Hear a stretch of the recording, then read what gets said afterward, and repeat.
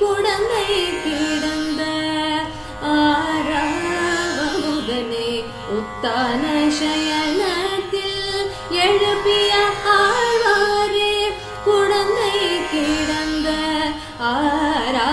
ஆறாவமுதனே உத்தான சயனத்தில் எழுப்பிய ஆழ்வாரே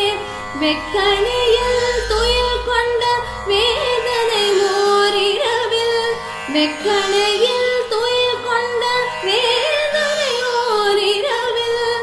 சொன்னவனம் செய்திட்ட பக்தி சாரனே தமிழால் சொன்னவன்